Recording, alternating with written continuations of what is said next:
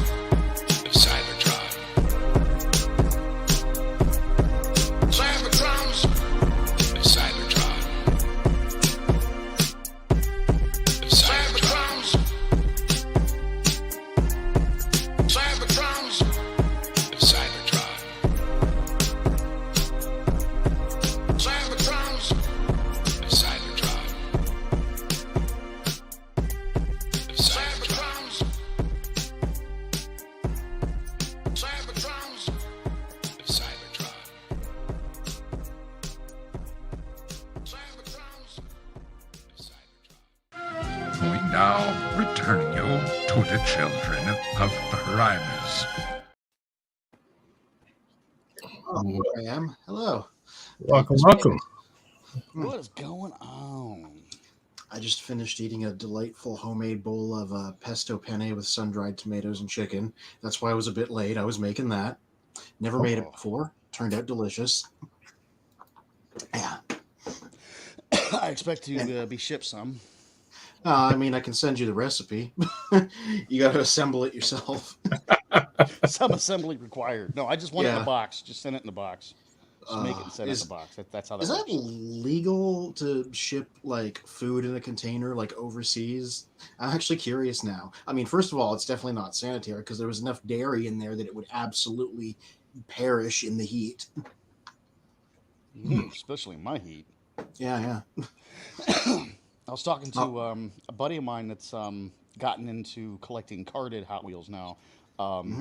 He's ordered and he's gotten some that have, in shipping, the edges of the box, edges of the card curled on them. And I'm thinking, like, he's like, how would that happen in shipping? I'm like, dude, it's hot. It spends, days and days on end in a hot vehicle getting transported to where you're at. And, that's what happens to cardboard in hot weather. Just put something heavy on it and let it sit there for a couple of days, and it'll straighten back out. Oof, yeah. What about the glue? Is it going to do that thing where it loosens and falls off if it's too hot? It is a problem with the older stuff. Because he's my age and we're collecting stuff, from the 80s, and that glue is a serious problem too. The car bounces back and forth inside the package, and while it's not, enough to make the glue come undone for like the first 30 years or so, you get that car bouncing back and forth inside that package. It's enough to pop the glue on some of these old stuff that's 20, 30 years old. Oof. Yeah. And I see glue popped on some things today if they've been clearanced for a little too long. Oh, man. Yeah. So this room around me, I usually hide it really well, but it's particularly a mess right now because I am in the midst of tearing everything down and bagging and tagging what I'll have for sale at TFCon. But I have not really had much time the last couple days, so I am surrounded by piles of robots on like all sides. Okay, now you're just showing off.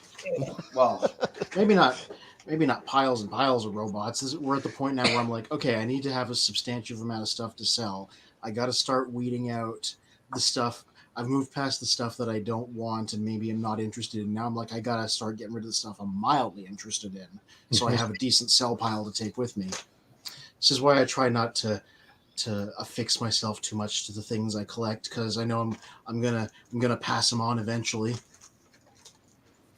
As Okay, we're tell Mhm. tell Oh, no, everybody go ahead. again when your con is. Let me just look that up real quick, Oh, yeah. because I'm bad with dates. It's soon. It's in a couple weeks. July 12th to 14th in Yes. Mississauga. Well, technically it's Toronto, but it's in Mississauga, Ontario. So it's right Yeah. next door to Toronto. And you'll see a lot of figures. Well, from my table that are packaged like this. I've shown this off on the show before. What you do is this is a comic book bag and board, and deluxe and smaller Transformers can just fit on there, and it's like it's carded again. I'll tape it up and stick a price sticker on it and put the instructions in the back, and then you can sort through these. Folks over at Gotham Central taught me how to do that. Yeah, it's not an ideal long-term thing. Like, I wouldn't store them like this, but for a convention, that's a good way to keep them. Mm-hmm. And you can. That's the same weekend I'm doing the toy convention in Tampa with Sergeant Slaughter. Oh, nice. Yeah. This TFCon is going to have Bob Budiansky, Simon Furman, Victor Caroli is going to be there. Probably other guests, but those are the three that come to mind right now. This is a pretty substantial guess. Yeah. And let me tell you, like I said, I've been in a book club for the last couple of years that's just been reading all the old comics and moving on to the new comics. So I'm like, I could ask these guys substantial questions at this point with all this stuff's fresh in my head. And they'd be So what's like, God, interesting I don't is know. on one of the TFCon posts, Yeah. I literally typed in hey, what's the date? What's the deal with the Orlando date?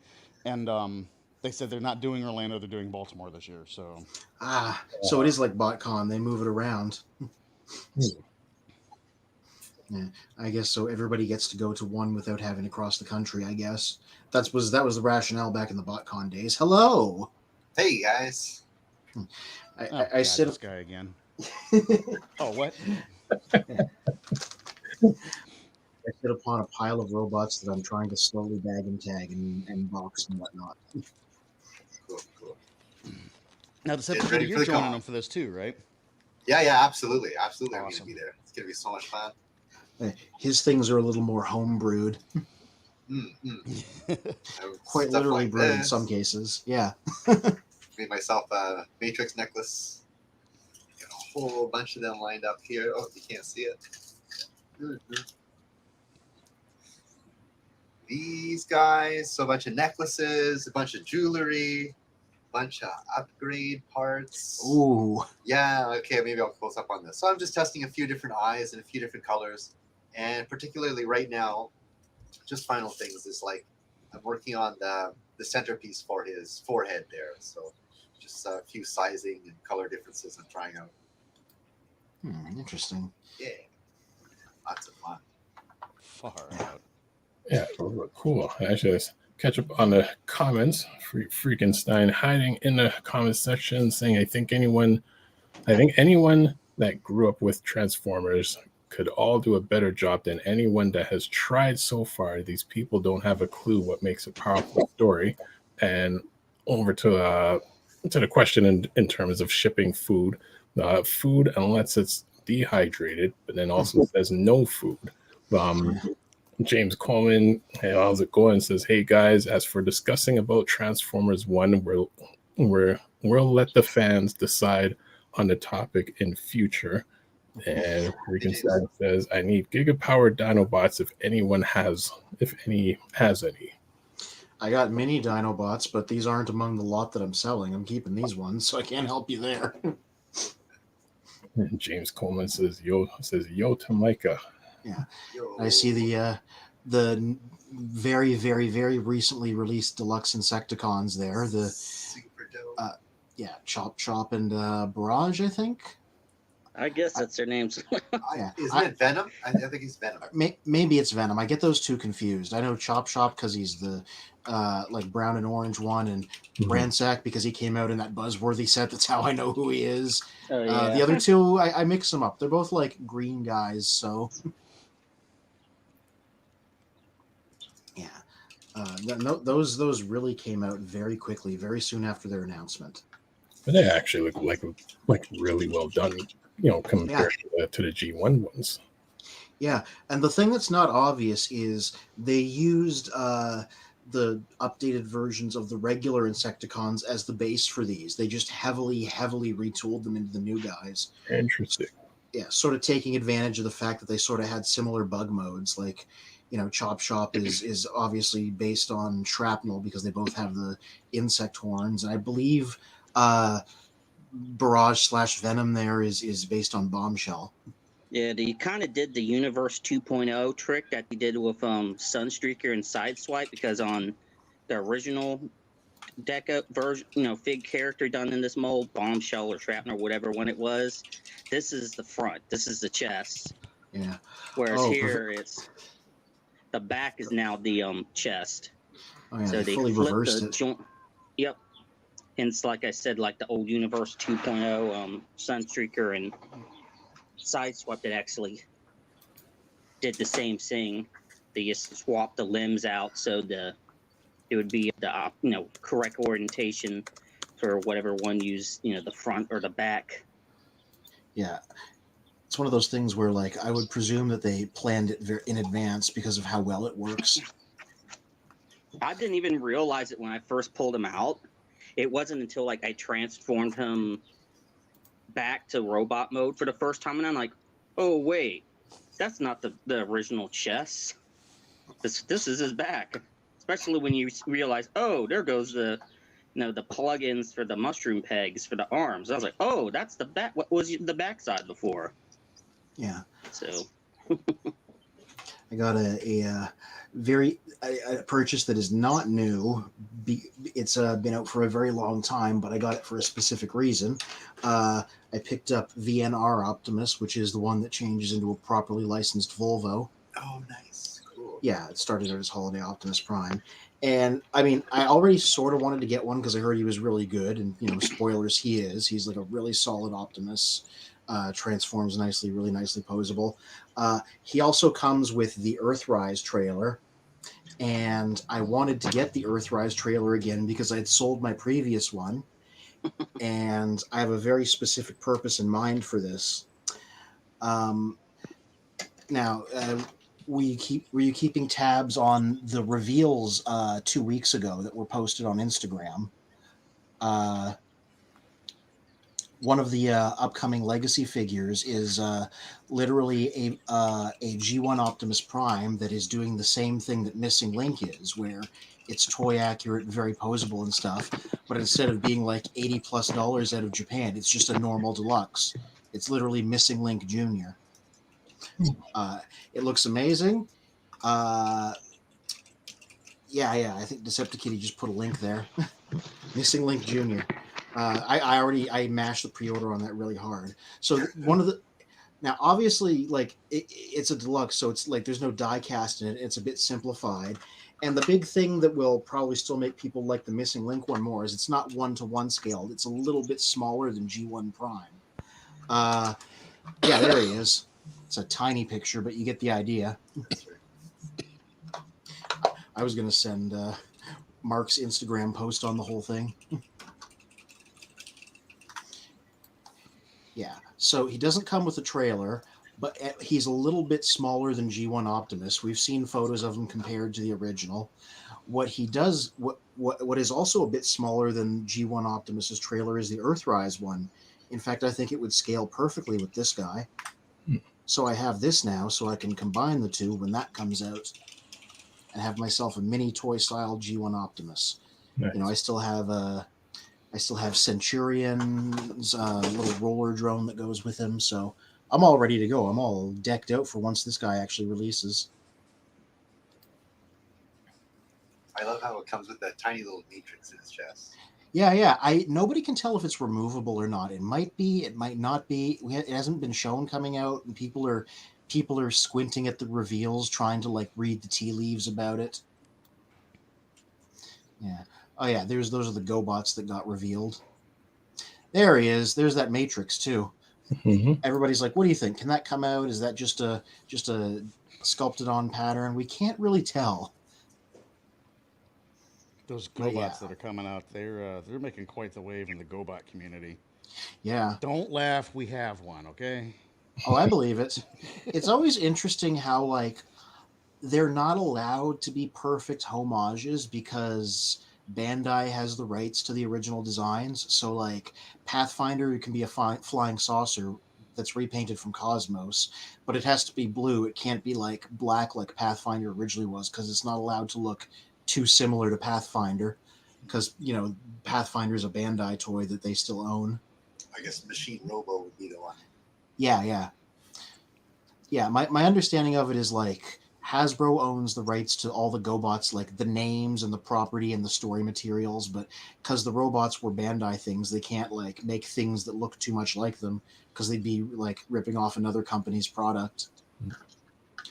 And James Coleman says that Legacy United G1 Optimus Prime is awesome. I know. Look, this is my like most anticipated thing now because it's like I kind of wanted Missing Link, but it was really expensive, and I'm like, okay, well maybe at TFCon if I make enough money off sales. Now I'm looking at photos of this guy, and I'm like, oh, forget that. I'll just order this guy when he comes in, pay my standard retail deluxe prices, which are like less than half of what Missing Link costs, and pick up this guy and give him this trailer I just got for him. So. Mm-hmm.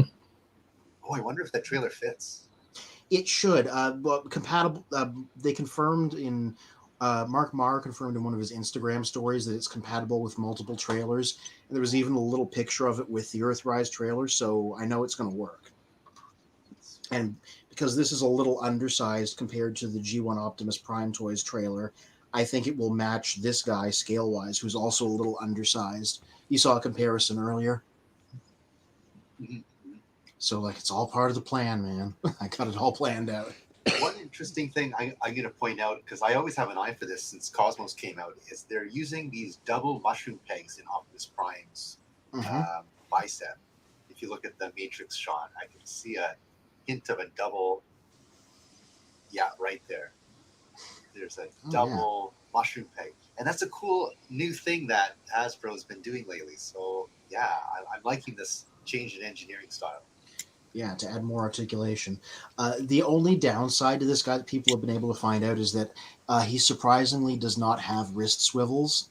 And that's because we saw there's a transformation video on Instagram that he did. It's because those are on like tiny joints so they can like pop out of his forearms instead of like coming off like the original Toys does. Yeah, so that's like the one articulation compromise. Yeah, you can see he's got light piping too. I haven't seen that in a long time. Oh, you're right. Yeah, look at that. Yeah. And a unique way of doing it is coming just in from the top instead of having like clear back of the head. Yeah. So you can I've seen people shine laser pointers from like the top of the head to get it to work. Okay. Yeah. James Coleman says, I hope it's compatible with the classic 1984 Prime trailer. The specific wording on Mark's thing was that it's compatible with multiple trailers with like a smiley face emoji. So I guess it probably will be. I don't think it would look very good because that's a huge trailer with a tiny little... Just about to say, yeah. My G1 trailer is way bigger than the trailer you just held up. Yeah. So it might look kind of wacky. I could even take that picture myself. I have a G1 Prime trailer kicking around in one of these bins. So I once this comes out, I will definitely see what it looks like in person. Probably really funny. Interesting what you said about they can't make a black Pathfinder. Yeah. Which is weird because just like Diaclone, the Bandai stuff was colored. Some of it was colored differently than the U.S. release under GoBots. Yeah. So it's kind of strange. Like, how do they stay away from both colors that Pathfinder? If Pathfinder was 2 colors, I don't honestly know, but I know there was a lot of different coloring before, that Tonka bought out. And I know they came in the Tonka deal because they were a Tonka toy, so they got Yeah. this, and they got obviously the big Tonka trucks, all the pressed steel stuff. Yeah. Like my understanding is like Crasher's color scheme of the original was one that was changed for the American release, and that's why the new Crasher figures that they're making are allowed to sort of be colored like that, because it's not like a Bandai thing. Yeah, because I got the original. That's one that is a different color, because the original Crasher is white, and it's more of the actual Porsche livery from the Porsche race car. Yeah. Well, when I saw these releases of the, I guess of the GoBot colors, the only one that kind of bothered me was like reusing Gears as Smallfoot, but then giving him pink colors, whereas Smallfoot was never, even though it was a female character, she wasn't pink. She was just a pickup truck. Oh yeah, like again, they're just like not allowed to, because then it'll look too much like the original. So they have to try to homage it as closely as they can without literally infringing on the original.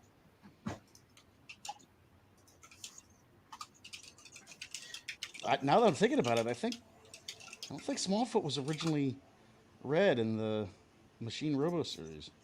Yeah, I don't know about Machine Robo, but I just googled GoBots Smallfoot, and it's red limbs, blue torso, so kind of different from that.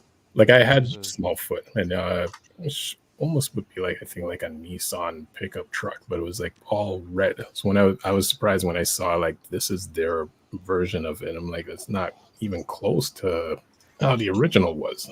Yeah. It's one of those things where it's like they just can't. Yeah, exactly. And James Coleman says, I wouldn't waste my money on those GoBots if they're reusing Transformers. Yeah, there is a. Let me look up the exact history here. Well, I mean, let's face it here. What would be the bad part about Hasbro doing that with GoBots? They buy everybody else. Why don't they just buy Bandai? I mean, it's hypothetically possible. Yeah, Bandai's pretty big. That's a huge competitor for Takara in Japan. So Takara actually went so low that they got taken over by Tomy, and Tomy and Bandai are kind of neck and neck. I'm not sure who's doing better with respect to market share, but Bandai is really, really big. Yeah, I'm gonna say nobody's buying Bandai of Japan. They make all the Super Sentai and Kamen Rider stuff, so like they're a huge juggernaut over there. Incredibly big. Gundam is their main winner, I think. Oh yeah, they make Gundam. Jesus, yeah, no, you're never taking down Gundam. As long as they make, they own Gundam. It's their franchise. As long as they have that, which they always will, because they invented it, they're not going anywhere. And their toy quality is really good. They have a large selection of other model kits that are awesome, and they're always coming out with new ones. They're really pumping out the toys. Really strong company. Yeah, James Coleman says the original Smallfoot GoBot was better, which I agree with as well. That was a Nissan hardbody. Hard bodies. Well, isn't the color decos there a homage to that like BotCon or whatever it was set that used the G1 mini bots? Yeah, I was just looking that up quickly to verify it. So all these new GoBots, these color schemes that they're making up for them, there's some basis for these because there was a set that was a Takara exclusive, like eHobby did it in the 2000s, and it was a bunch of like G1 GoBots repainted as, G1 mini bots repainted as the GoBots, like they did like G1 Gears as Smallfoot in those colors and so forth. And a lot of them were based on pre-release colors for some of these toolings instead of the GoBots color schemes. They just put the GoBots names on them. And so all these updates homage those instead. Like that's where blue Cosmos and green Treads come from. Yeah, I think somebody just posted a picture of it in the chat there. And like white Bug Bite as well comes from that, because that was Bug Bite's yellow, which means he ought to look just like Bumblebee. Right. There we go. Yeah, there's the set. So these were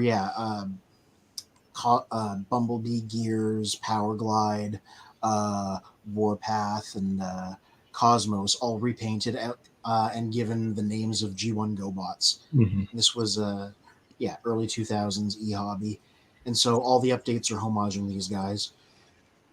I forget who Powerglide was turned into. I don't know what GoBot air.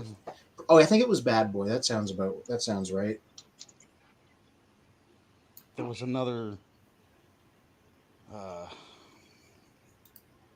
Something else that looked like him now. Oh, I don't have him out anymore. I'd have to go digging. Yeah, it was Bad Boy. I just looked it up real quick. Okay. Yeah, so they get to release these new figures and talk about how they're homaging this set of guys specifically, on top of like naming them after the GoBots. So I wonder if there's going to be more coming. Is there going to be a second wave of these GoBots? Well, okay, they did Bug Bite already, and they did these three, and then they've done Crasher. And if there's a new Powerglide in the near future, they could do another Bad Boy, and beyond that, they'd have to start making these things up. Yeah, it's like they're sort of between a rock and a hard place, because like if they wanted to like say do another Psykill, they could like there's a lot of motorcycle Transformers out there they could repaint, and they could name him Psykill because they have the rights to the character, but they wouldn't be allowed to make him red, white, and blue probably, because that would be too close to the Machine Robo Toys color scheme. So it would have to be a motorcycle of indeterminate colors named Psykill. So it's like, would people buy into that, or would that be too different from Psykill for people to want? Well, I mean, there was the one, what did they get away with? Redoing Wreck-Gar, and I'm guessing that was one of the third-party companies. Oh yeah, that was a third-party company where everything is unofficial, so they can do whatever they want. Right. And James Coleman says, I still have a super GoBot tank called Destroyer. That's a cool robot. Mm-hmm. Yeah, I got him in the box. Really nice, awesome. Cool. Yeah. When are we going to see Titans Return Triptychon repainted into Zod?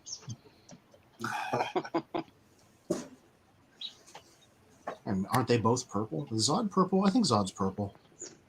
Yeah, really dark purple, yeah. Yeah. So, they'd have to find a different color It's so weird, scheme. though, because, like, his form wasn't very threatening. It's kind of like a T-Rex that kind of stuck on wheels. Yeah. So he So like couldn't Beast move Force around very Transmetal well. 1 Megatron. Yeah, basically. Yeah, he couldn't move around very well, and he had a button on his stomach that shut him off, so he wasn't very threatening. Yeah. The wonderful GoBots miniseries written by Tom Scioli, which I always plug in here, where they reinvented everything, had Zod as like this dragonic beast that roamed the plains of the planet they lived on, and they had to go slay him, and they managed to do it by finding a rod specifically so they could hit the button in his chest to turn him off. That was a great comic. Everybody should read it. The cartoon differed from Transformers because they actually killed GoBots in the cartoon. Really? Yeah, Zod was one of them. Yeah, they actually killed Zod. Oh God, it's been such a long time since I've seen it, but I know they killed a couple of the characters off. I can't remember off the top of my head who it was. And it's really expensive to watch. I mean, unless you can get a hold of the DVD somewhere, the only place you can find it now is Amazon, and it's like $1 an episode. So I think I got like 20 episodes for like $20. I'm like, do you want it the next 20 episodes? Hell no. Wow. Spend another $20. Jeez. Like, I know the DVDs for a while were like made to order. That's the only way you could get them. Weird. Yeah, no. Hey, the comics all I've read of GoBots. I haven't really watched the show, so, and I know that the comic is intentionally really weird and offbeat, so it's not representative of the franchise as a whole. Yeah, I think I know a friend of mine from high school, Dash Shaw, he did some variant covers for that. Oh yeah, I think I remember you bringing that up. GoBots. Yeah.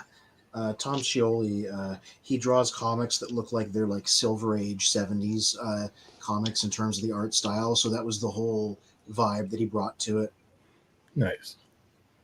Real Jack Kirby type stuff.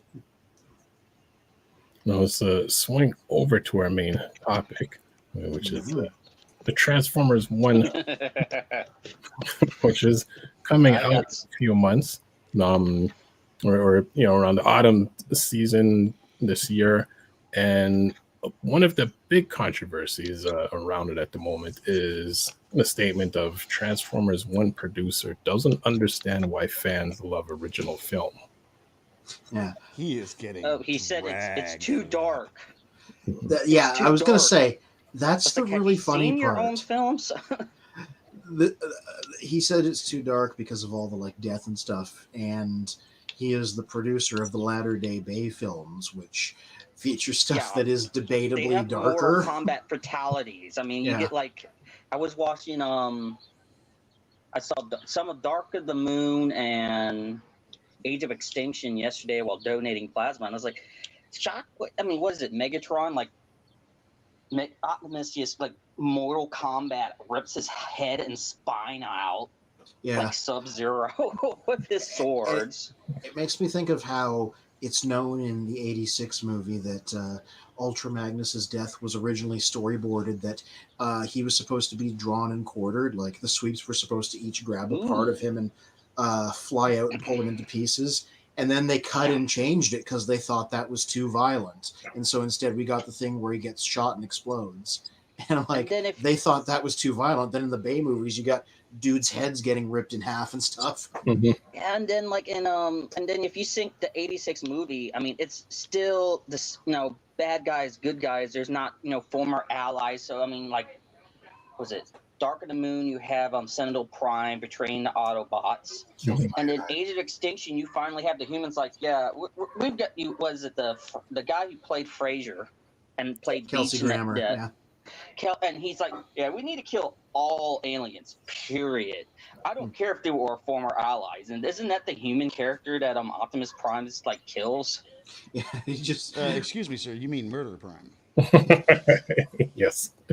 I think even G1 Prime would be a little tempted with it, because that guy was an asshole. I had forgot how much. I mean, that guy's like Willem Stryker comics, X-Men comics, not movie Willem Stryker, but comic book Willem Stryker levels of dickheadery.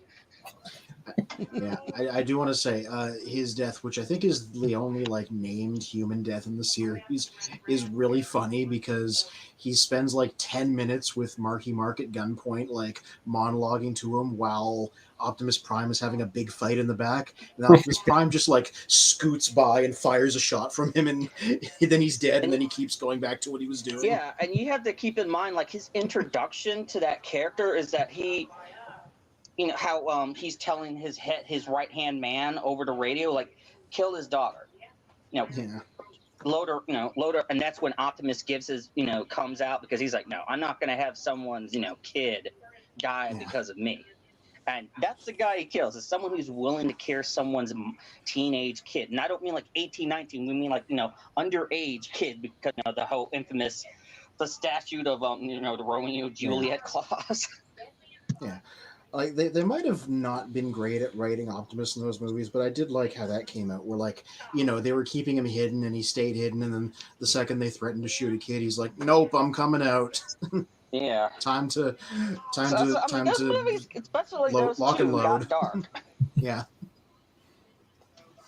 Yeah, but the important thing is Lorenzo Di Bonaventura, the guy who said this, he's an eccentric person who gives strange, rambling answers whenever anybody asks him about these movies.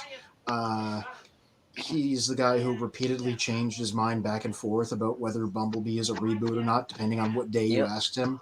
Same with Rise of the Beast. Yeah. So I get the impression that he's less of a creative and more of the money guy. So people who are like trying to read the tea leaves going like, this is going to be less dark or more dark or any other way because of that, I don't think there's anything to read there, because nothing this guy says tends to have much bearing on how the movies actually turn out, or even like what they are. No, what about in terms of I guess the fans' thoughts of Josh Cooley? Like, what are their thoughts towards him? I'm not aware of any specific thoughts. Yeah. What else did he do again? I think it was pretty well liked. So all of the discussion has been about Lorenzo saying weird stuff because people are like, "Oh, what did he say this time?" Yeah, he's Well, this time basically what like the crazy yeah. old uncle you just ignore at Thanksgiving. You're just like, okay, yeah. Or like Yeah, the meme all right. where you're rolling along the old woman in the wheelchair.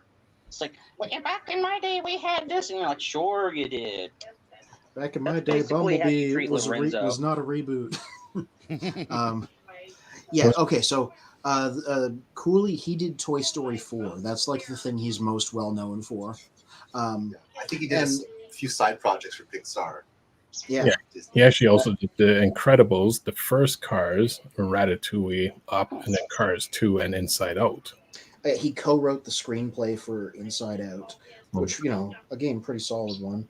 Well, at least as someone who's worked on, like, maybe not as an animator, but as a director of animation, at least that's encouraging, at least. Because I hate it when if they use, like, some famous live-action director for, like, an animated movie that they want to attach big names. So they do, like, I mean, it's one thing to have, like, live action actors do voice acting. That's one thing. But when you have, like, a traditionally live action director doing animation, and Grant, I'm not saying you can't, it's not possible to make that, transfer, jump over from animation to live action or live action, because, I mean, Hideki Anno, Evangelion fame, he's done both. He's gone from animation to live action, back to animation, and then live action again. So he's done. Travis Knight, who did Bumblebee, which was a live action movie, he was from Laika. He did Kubo and the Two Strings. He was an animation guy before he did Bumblebee. Yeah. And just looking up Cooley's credits here, yeah. So Toy Story 4 was the first movie he directed, but like he came through the Pixar pipeline. He was writing, he was storyboarding, he directed some shorts. So he's a Pixar guy. He's got Pixar chops, basically. That's what he's bringing here. Yeah. Well, I would think just with the Kubo and the Two Strings, because that was stop-go animation. I mean, that lends itself, because that's sort of in that weird middle ground between, let's say 2D and CGI and fully CGI animation and but live action. Because technically, it's live action animation. Yeah. If you really think about it, because you have to photograph everything like you would. I mean, real life miniatures. So, like, it's the original Star Wars where they used the miniatures for the Death Star and the meter with the little worm that tried to eat, the Millennium Falcon. So, I mean, there's overlap there with the live action versus live action animation, aka stop motion animation, where those overlap perfectly. Well, there's one interview which I did find on Variety.com where they interviewed Cooley and the not comic book reviews. According to Cooley, the question was, this is the first animated Transformers movie in 40 years. What challenges did you face in getting it made? Cooley's response was, there are a lot of different challenges on this film. The fact that it's animated, I think, is a benefit, though. Being that it's set on Cybertron, there are no humans, and it's all about robots. It just feels natural to animate that as opposed to doing any other version. We went as big and epic as possible just to match that feeling that people remember from the '86 film. But then Bonaventura's answer was, what's so surprising about the '86 film is how dark it is. Honestly, I don't understand why people love it so much. For some, maybe it was their first cinematic experience, but it's really a downer movie. Interesting, when we showed our trailer for the first time, the fans' reaction was to compare our movie to that one, but they're so not comparable because that's so dark. Sorry, but they're so not comparable because that's so dark, and this has so much humanity. They're completely different movies in many ways. Well, That's- I had a lot of thoughts I wanted to say. So look at like you know the saying it's darkest before dawn, and think of like how like Empire Strike Back. When it originally released, it wasn't out of the original trilogy. At the original release, it was frowned upon because it's so dark, it's so morbid. But then, after the fact, it's kind of considered the best movie. It's considered the best movie of the original trilogy, and it was the darkest movie. And the thing is, people aren't bothered by stuff being dark. Now, if it's like just mean-hearted dark, like torture Like the Bay porn dark, movies. Yeah, I was about to say. Yeah. then yeah, okay, that's when it's dark. But if it's like because it's giving you the contrast to make when every scene becomes good again, that much more brighter. Then that's why the darkness in the 86 movie worked, because at the end it's like, we finally get a stopping a break with the war. We quote unquote. So for a few until the next episode of the show, but yeah.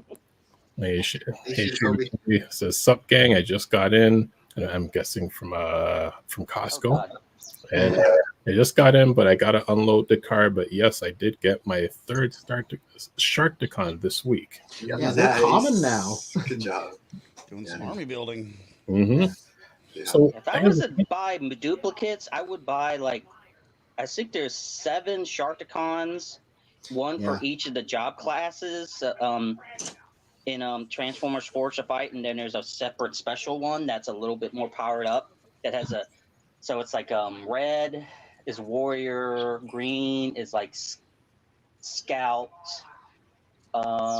sky blue is like tech, so like Ratchet, Shockwave, Soundwave.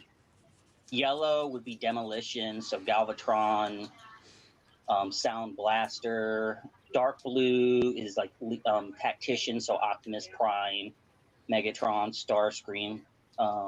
Then purple is Brawler, which is like Grimlock. I want to say it's Skywarp's a Brawler. And I think Thundercracker's a Scout, or maybe a Warrior. I can't remember, but yeah, Brawler is purple, so you have like Sharktacons in each of those colors, and then there's one called the S1000, and it's more like it has more instead of the neutral, just plain non-metallic coloring, it has like a mixture of color. Cool. I'm wondering about Bonaventura and his comment there. Like, he was the one who largely funded a lot of the Bay movies. I don't think we would be having live action Transformer movies if it wasn't for the interest of Mr. Bonaventura, large amounts of money. So in the old Bay movies, they did take a lot of stuff from the old 86 movie. Brian dying numerous times is one example. But going forward in the future, I guess maybe he's thinking or maybe he's referring to the more bubbly tone, the more childish, cartoony tone. Although it is very dark, like the setting seems very dark in the trailer that we saw. There's like social stratification and everything. Yeah. But I think there's that lighthearted feel that you see in that Super Mario movie. Yeah, it's funny because I don't think he's completely out of pocket talking about how weirdly dark like the 86 movie is, because it's undergone a critical reappraisal, but everybody was mad for them killing Optimus Prime at the time and killing all this cast off in the first act, and people talking about being traumatized in the theaters. Like, we forget that because it's so much later, but that was the reaction at the time. Yeah, that was a heavy reaction. Even the G.I. Joe movie had to get changed up before it got released. Yeah. Even didn't even make it to theaters as a result, I think. And then Pony didn't even make it. Optimus's resurrection, when there wasn't even a new toy to sell, was done purely to assuage people who were upset about the movie. Well, I know and again, it's funny him, being really focused on the dark tone of the original movie. When they re-released it in the theaters, I think it was about 6-7 years ago, and many of us took our children. Watching it in the theater with the children, then you kind of realize, this is kind of dark and violent, and somehow we just normalized it as children. But in the same time, to stare off and look at the MCU movies, the best ones out of the MCU were the darker movies. When you look at the one where Thanos basically killed off like half the universe, and it's like that's one of the better movies out of the whole set. And I'm like, well, that's kind of the darker one out of the whole set of movies. Well, hell, even like in Japan when Studio Ghibli's My Neighbor Totoro came out in theaters, it was double billed with Grave of the Fireflies, which is like, yeah. It's about 2 war orphans whose mom dies because of being burnt half up from a firebombing. Which one screened first and which one screened second? Yeah, that makes you wonder. But it's like that's important for like what the emotional arc of the audience is. Yeah, I showed my kid brother Grave of the Fireflies. I know I said this like maybe a week or two ago, and Grave of the Fireflies, The Boy in the Striped Pajamas, and The Book Thief. But the Boy in the Striped Pajamas with the ending of that, and then when the little girl dies in the Grave of Fireflies, he's like, why the fuck would you show me this? So they paired it with My Neighbor Totoro, you said? Wow. Yes, it was double billed with that. So they should put Grave of the Fireflies first and then My Neighbor Totoro second to ensure that the audience doesn't immediately go unalive themselves after having seen Grave of the Fireflies. Like, look, it's Totoro. Look at Totoro be funny. Leave the theater thinking about Totoro instead. Imagine if like G Kids had double billed because he did it like within this year. They showed End of Evangelion in American theaters. Imagine if they double billed End of Evangelion with Grave of the Fireflies. I'd just be like, oh yeah, there's just gonna be mass suicides everywhere. I saw they put End of Evangelion in theaters again, and I was like, why would you do that? Well, see, it's interesting because I didn't see the Transformers movie till I was like 21. Yeah, Wow, same, really? well, I was a little younger than that, but yeah, same. Like, I didn't see it within the context of the show. I rented it around the turn of the millennium a bunch. I see. I know I saw it as a kid, because not in my family's home, but maybe the houses down with where the woman, I mean, not the woman, the man my aunt married, Wade. Now I can remember watching it in the living room. That's a Robin, I have to say. So, I mean, this is literally, I walk by this house every day. So I'm like, that's where I was traumatized by the Transformers movie. Look at that house. Yeah, I distinctly remember like crying every single time watching that movie when I was a kid. And definitely influenced my life in some respects. I was both old enough and emotionally detached enough that I was just like, cool. Oh wow, because I wasn't, dude. It was funny because I was living with a friend of mine passed away. I was living with his parents, and his dad was a real hard ass. And first time I was watching it, he passed by the room I was staying in, and he stopped. He looked in, and he sees I've got these gator tears up to here. I'm not letting them drop, and it's during Prime's death scene. And he come in, he looked at me, he looked at the TV, he looked back at me, he goes, "Are you okay?" Dude, I broke like a little kid probably did in the theaters, man. There was tears, there was snot, there was shame. I mean, it was bad. So the house behind me, and the window I'm pointing at, the TV was right under that window, and that's where I watched the Transformers movie on VHS for the first time. As a child, I was permanently traumatized. This looks like it's right there. This looks like a meme waiting to happen. 1, 2, 3. The site of the murder, the site of the incident. Yep. You know that one meme with like the little girl, like just like kind of giggling at the camera, and there's like a fire in the background. Well, considering one of my nicknames in Seraph, that is actually kind of an apt comparison since seraphims are associated with fire. So no association to the Children of Primus from that previous comment. I still have We do not condone, setting houses on fire like the little mean girl. That's cool. I still have my first. Oh, sorry. Go ahead. I was going to say I still have my. Seraphim's supposed to have been the type of angel that Satan was. Okay, Decepticitty, what were you saying? Sorry, I just wanted to say, me too. I had the first copy of my Transformers. The first time I watched Transformers, the movie was on VHS from a video store, and I went back when that video store was selling off their tapes, and I bought it. So I own that nice copy that I originally saw it on. Nice.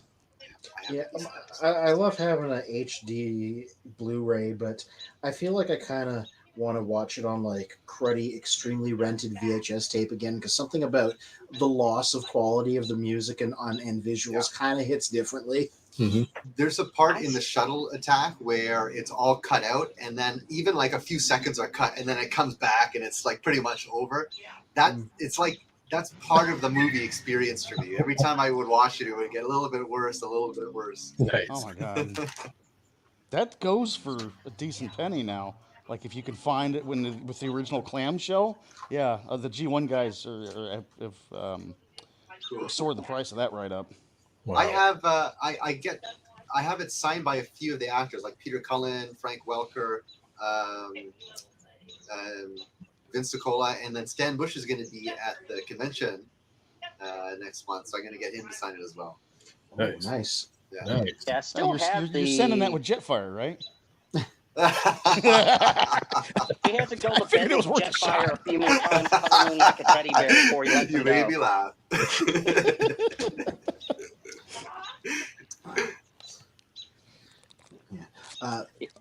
So something I wanted to note about the reception of this movie is it already had its premiere. No Let me way. just look. Yeah, let me just look up where it was. I have it in a tab here somewhere. I thought. I think you At least said I it thought I was did. UK. No. That's a different thing. I'll get into that in a second. Okay. Oh gosh, let me type it in real quick. Transformers 1 premiere. It was the same place the Ninja Turtles movie premiered. Yeah, it screened as a work in progress at the City International Animation Film Festival on June 10th. So that was its premiere, and supposedly it got a standing ovation from the audience. Wow, Oh, that's whoa. really promising. That's actually Yeah. what they did the interview with Josh and with both of the guys behind it. They did the interview at Annecy. Yeah. So that's where it premiered. So at the very least, an audience of animation fans at this festival saw it and thought it was really good. So that's something promising. It Yeah. is. Wow. Yeah. Like I said, the other thing is there was a screening in the UK, and I'm on Discord servers with some people who got to go to that. Probably the biggest name is Sixo, the toy reviewer there. He's the guy who recently debuted the Zeron and Flame figures. He got to go as well. So a bunch of UKers have seen it, but they all had to sign NDAs, so they're not allowed to talk about it. Multiple ones of them on like Twitter and Discord have been like, man, this sucks. I'm not allowed to talk about this. And TF Nation, which is like the big British convention, is happening between now and between the premiere. So all these people are going to go and not be allowed to talk about it. One of them at one point said, I think I should get a t-shirt printed that just says, I signed an NDA on it. Start wearing that. Yeah. Start Well, I mean, wearing that okay. shirt every review. Yeah. It's been a theory of mine from the style of the trailer that it's kind of like Guardians of the Galaxy just with a Transformers face on it. I mean, Yeah. that's not such a terrible thing because I think we all enjoyed Guardians of the Galaxy. You know, Oh, the movie yeah. had The heart, first it was one. a lot of fun. So maybe that's why it got the standing ovation. I mean, I hope. Oh God, I hope, and it wasn't just a whole bunch of animation fans just being entertained by pretty pictures, pretty Mhm. flashy pictures I would up on the hope. screen. I would hope it take more than that for a standing ovation. I really Yeah. think because it did seem like there's an adversity that the characters need to overcome, and it seems like we get to know these characters very well. There's not too many of them. I think this is I think it's a well thought out movie. I think it could play out to be a good movie with a good story, and maybe lead into a darker second movie where things get a little bit more heavy. It pretty much seems to me like a trilogy maker already. I have a tiny little slightly hopeful theory. The bad news is Earthspark, the current television show, is ending, right? Its second season that's in the progress of happening is going to be its last. which is unfortunate, I think.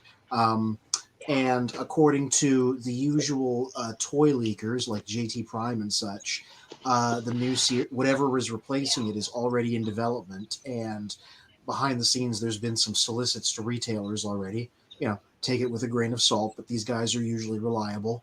And so my thinking is, what if this is like what they did with that Clone Wars movie a few years ago, and this is going to lead into another CGI show, but it's about these guys instead? Yeah, I think that's probably the most likely scenario. The future of Transformers is gonna revolve around this sort of universe. Mm-hmm. Yeah, it's gonna have a dark side and a more kids-friendly side for the TV. Well, I think isn't that what they shows. only did with the recent Mutant Mayhem Teenage Mutant Ninja Turtle movie? Because I saw like they have the now. Granted, the TV show was like more traditional looking 2D animation, but the shapes of the characters are still the same. It's just it's 2D for the TV show, or at least from the trailer I saw. I hope they make another actual film of that too. I rather liked that movie. You did? Yeah. Wow. Okay. Not just that, but I went to it with both Jess and my friend Andrew, who are both actually like big dyed-in-the-wool Ninja Turtle fans. My friend Andrew in particular is an opinionated guy who is known to have not liked a lot of Ninja Turtle things and will loudly let you know about it. And he loved Mutant Mayhem, so if that guy was saying that it was great, like, his is the opinion, I believe, because if he didn't like it, everybody would have heard about it. Yeah, I feel like a big thing I heard about it as a comment was, whereas the like Bay films and then even like the 90s live action films, is they remember that there's more than just Shredder as a villain. You have all these various mutants, hence the Mutant Mayhem in the title. And that was something that people really liked about it, because it really used the mutant at part of the series, and not just being Krang and or just Bebop and Rocksteady again, or I can't think Toka, and I can't remember the wolf's name. Razor. Yeah, so like I'm kind of hoping for that again with this. And I mean, it's a good omen that apparently the slot that this premiered in was the slot that Mutant Mayhem premiered in at another festival. So yeah, the turtle toys themselves aren't bad. Some of the mutants are pretty cool looking. I don't care for the Bebop and Rocksteady because they're very plump, like Potbelly. Yeah. But most of the mutants otherwise I like most of the mutant toys look like cool updates. Like the set of the four brothers is nice. I don't care for the Splinter redesign, but I mean, I heard Jackie Chan did a good job as Splinter, which I can see. I mean, with him being actual martial artist background, that makes sense to have. Someone I like love him the do bit that in character. the Mutant Mayhem where he gets into a fight, and because it's Jackie Chan voicing him, they like choreographed like a Jackie Chan fight scene where he's just kind of overwhelmed and improvising with the environment, and they just sort of understood what a Jackie Chan fight looks like. Yeah, that had to be fun to animate and get to sync up that. Yeah, to me that's the two hallmarks. One is that he uses everything in the environment. Two, he always seems like he's kind of overwhelmed instead of like cool with it. Yeah, see, I would say like I don't have like visually I didn't care for him, but I would say like the written aspect of the personality of him in this that repersonalization of him I did enjoy. I just didn't care for the design as much. Yeah, because he looked. I mean, he started to look even like not quite rat-like, and like I don't know, some adjacent type, rodent critter. Because didn't he have like a shorter snout or something? Didn't have the pronounced rat snout like the original live-action movies and the 80s cartoon, if I remember correctly. I really wish they would bring back the live-action look. I mean, the technology has come so far now that you could make them look so much cooler. Yeah, not only if they did really cool to see the opening old... up in the mouth.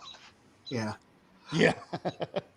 Only if they could do it as actual physical things again, and like, because Yeah, maybe just the use temptation is CGI there to to hide out those small little things like the human mouth and the turtle mouth. Just use yeah, it for touch-ups.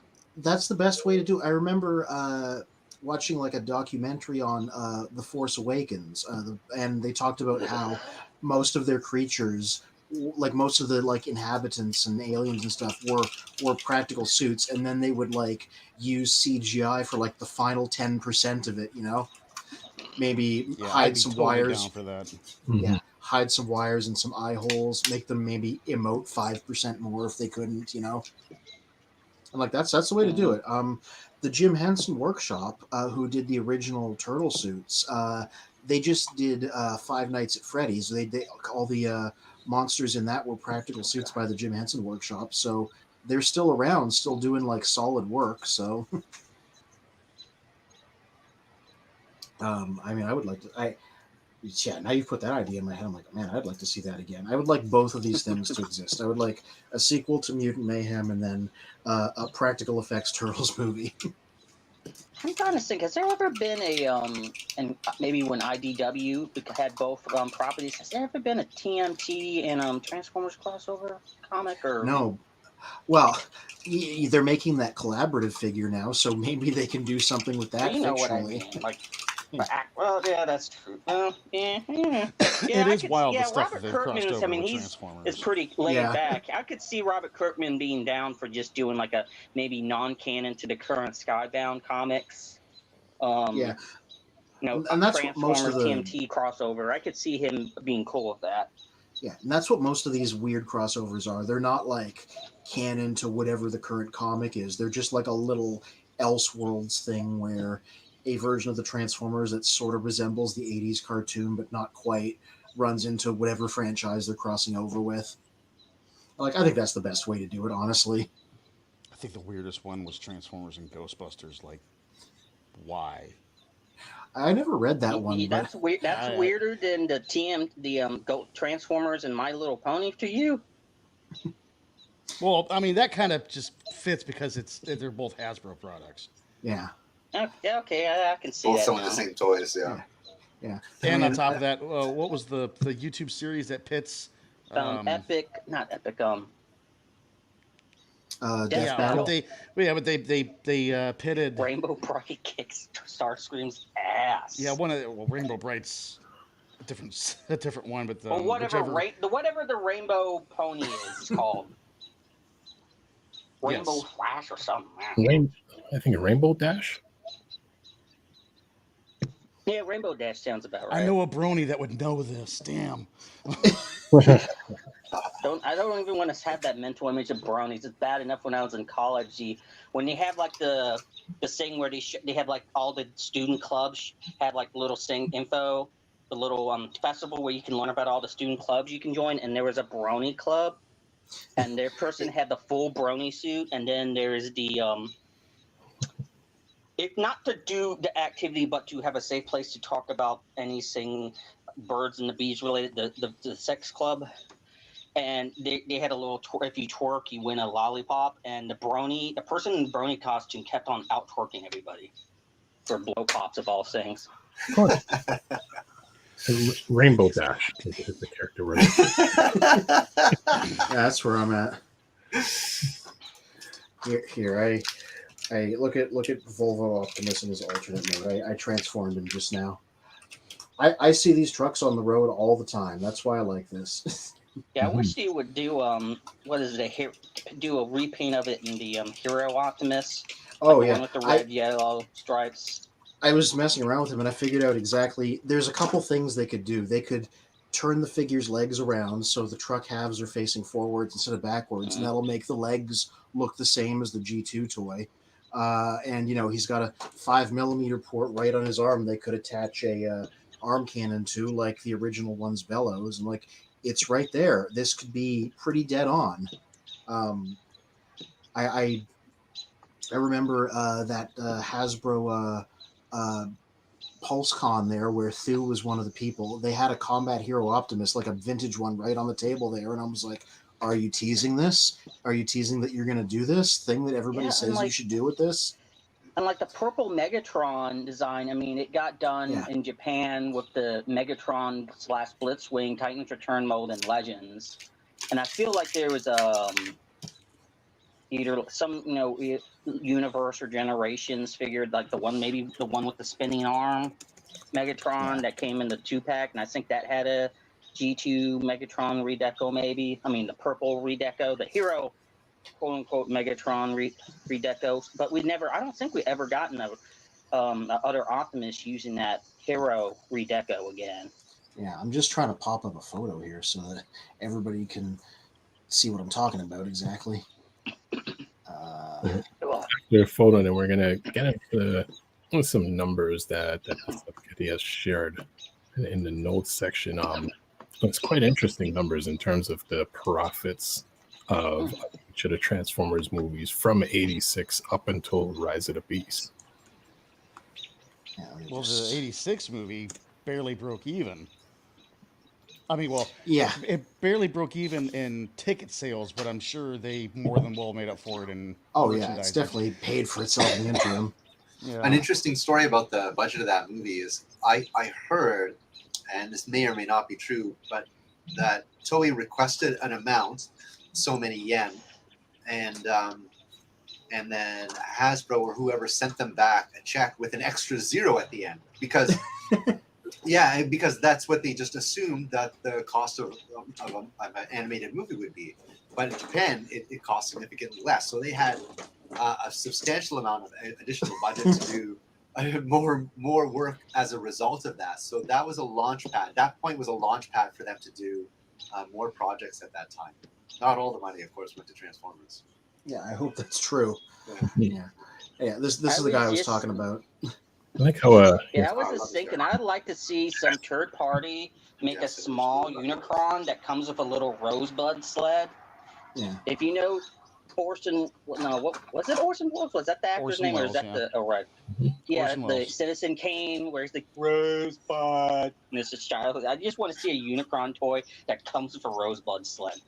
The end of the Family Guy episode. It was his sled when he was a kid. That's it. I just saved you 2 hours of gluttony. Yeah. So I'm not the only guy saying it. Everybody wants them to do, because they did Holiday Prime, then they just did the regular version. Everybody wants them to do Volvo Prime as this guy. Nice. It transforms similarly. It's a similar looking truck. If they can get the license a third time, they should do this. You can fake the rest of his stuff with extra accessories without needing to retool them. Nice. I wonder if they just retooled them just enough that they didn't have to give out that license fee. I wonder. I've been thinking about that, but also half of the point of it is that the Volvo truck already looks a lot like that, so it would have to be the same shape. But I'd still get it if they did that. I'm just curious about if they could manage to get it licensed a third time around. I mean, big trucks like that are androgynous enough that you can just take off the Volvo logo and be all right when it comes to licensing. Really? Yeah. Anthony, since you're familiar, you actually have the figure in hand. Do you think the seams would it be practical if Toy Hacks try to make a conversion? That's a lot of surface area they'd have to cover on this truck mode. A lot of stickers. Yeah. I mean... Well, look at it's Void... Is it Voyager, Leader Class, the figure... What is... This guy's like a Voyager. Yeah. Because I remember, the Siege Mirage, and then a lot of, the stock, race. So, I know Jazz... if you want to get him properly stickered and then smokescreen, oh my God. I mean, I like putting the stickers on this, but those, anything where it's heavily, you practically those two you cover, especially Jazz, all in stickers. Yeah. I don't know if it's really practical to fake with Toy Hacks. Yeah, you'd have to cover, the truck front alone, you'd need to completely change it from red to white, so, every inch would have to be covered. Mm-hmm.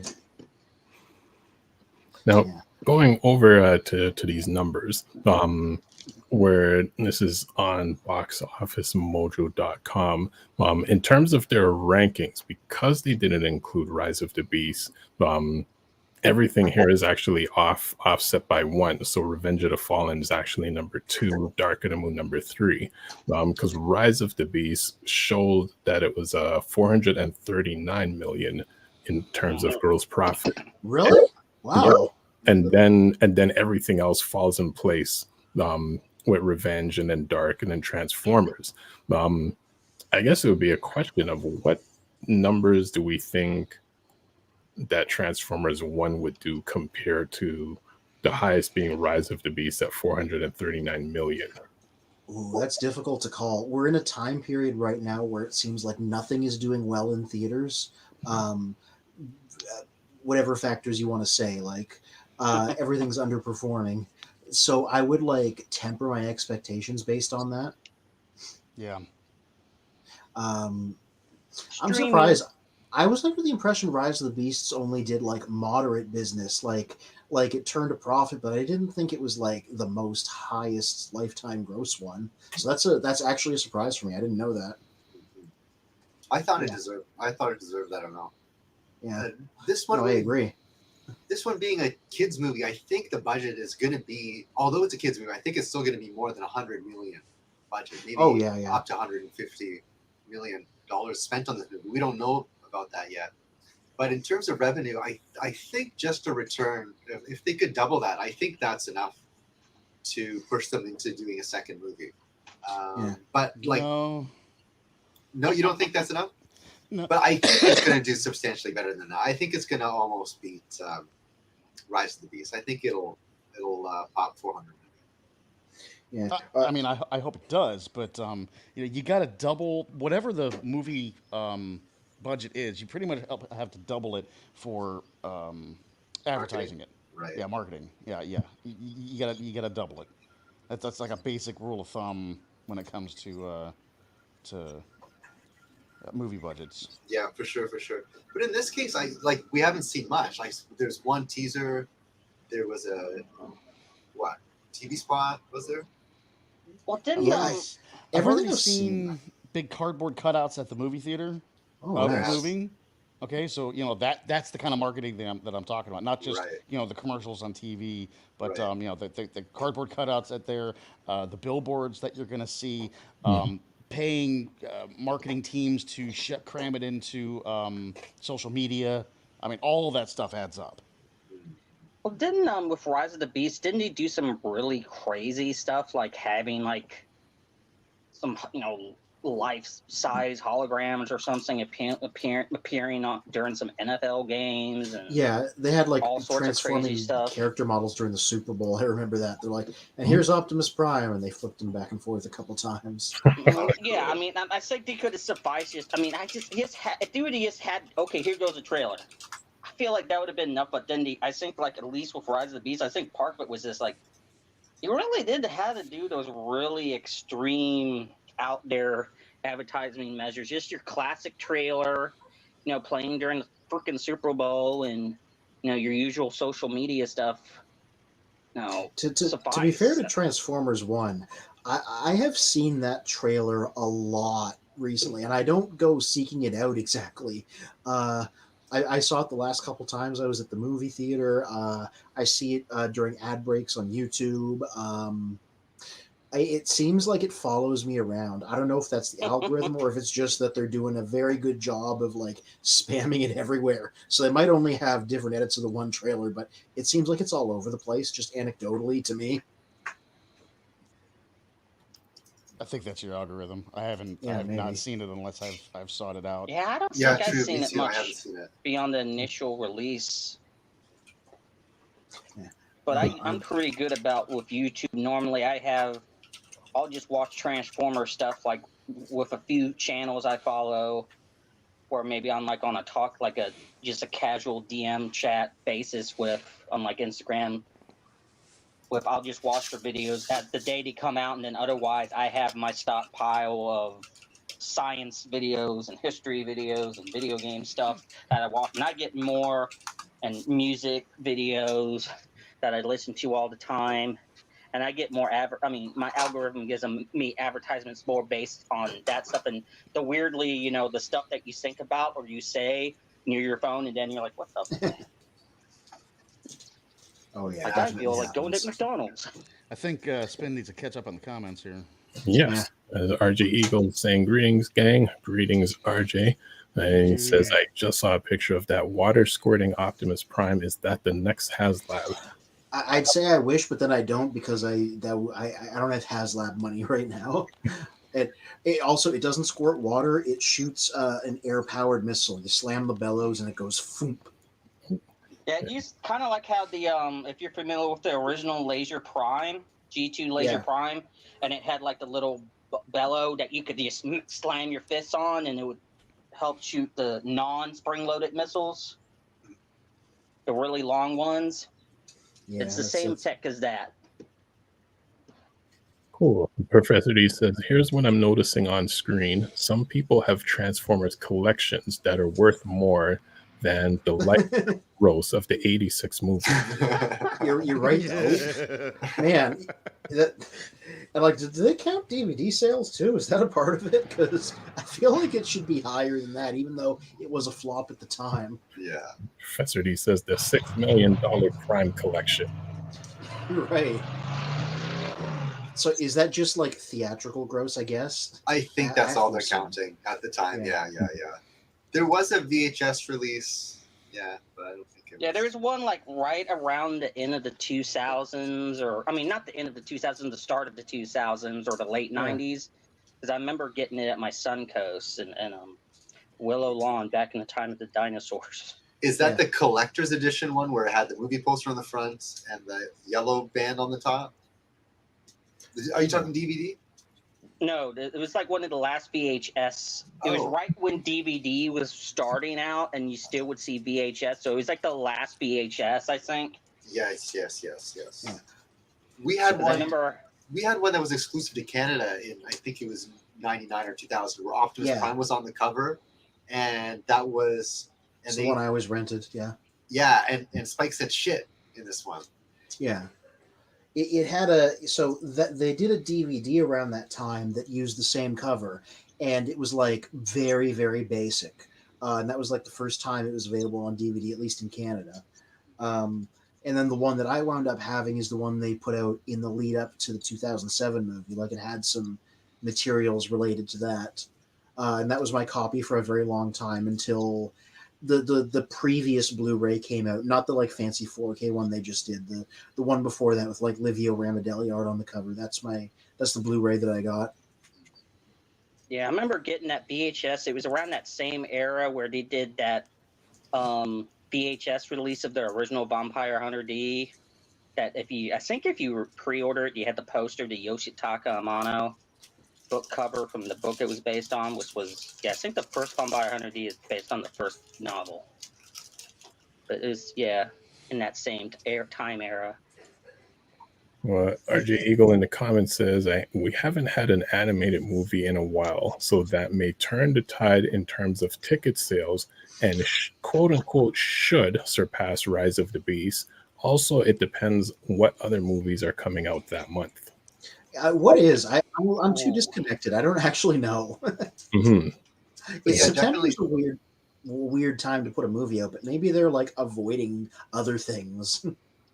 Well, that was a big part, my understanding, with their 86 movie came out when there's a lot of heavy-hitting 80s movies that came out around the same time. Yeah, that may be true. However, it was the #1 grossing movie on its opening weekend, and it beat Stand By Me. Oh. Well, I mean, I wonder if they're going to kind of have that old school approach with them releasing this movie in September. It'd be kind of like, geared towards children as their back to school treat. Let's go watch Transformers in the theaters on the weekend. Yeah, that's not a bad idea. I don't know. Hollywood and theaters today are such a mess when it comes to being able to make money.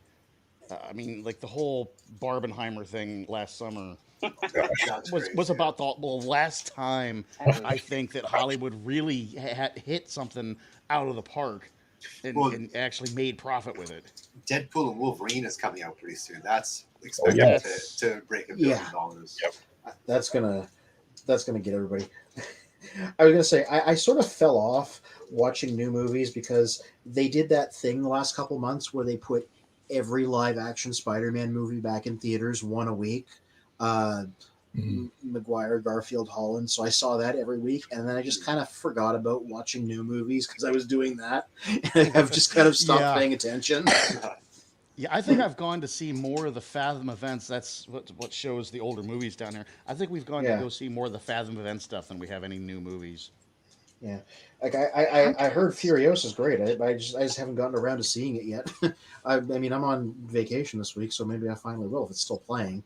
I heard it didn't do good numbers despite being like a Mad Max movie that's a sequel to the one everybody loved. No, it's a prequel to the prequel. What was it? The 2015 Mad Max movie. And even though he didn't show up very much in that movie, how do you have Mad Max without Mad Max?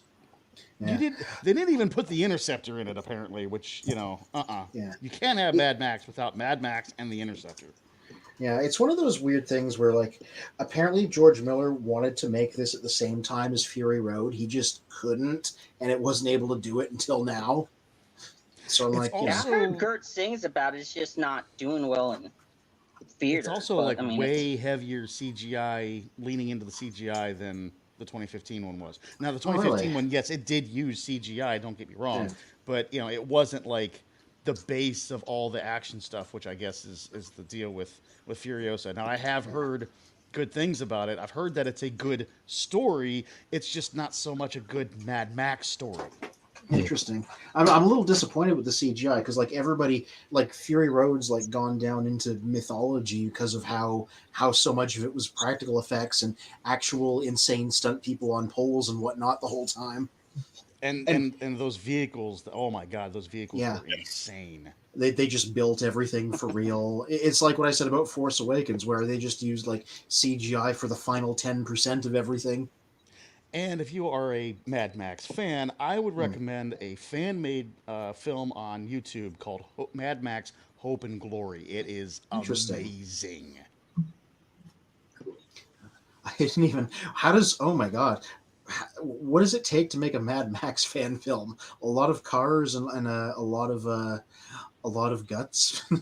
A lot of rags, because everyone's dressed in rags in the future. So yeah, a lot of cars and a lot of rags. But the action is really good. The Interceptor looks really good. The guy who plays Mad Max is pretty good. It's amazing. It's like a 45-minute short. Well, not a short, but it's like a 45-minute fan film. But it's worth the watch. It's worth the 45 minutes. But when you come into fan films or budgets and everything, when you talk about inspiration, you look at Mad Max, and then you look at the hip hop world where it's Tupac and Dr. Dre doing the California Love video, I think decades ago, full Mad Max production, and I'm like, it could be done, and that's just a 4 or 5 minute video. And obviously life and production works differently, but I know that the first two were made for $5 in a dream, so maybe fan films is $5 in a dream and a lack of safety concerns. So maybe they're onto something. Well, as we go back onto our main topic, we're gonna switch over to one of our favorite segments for a moment. Oh God.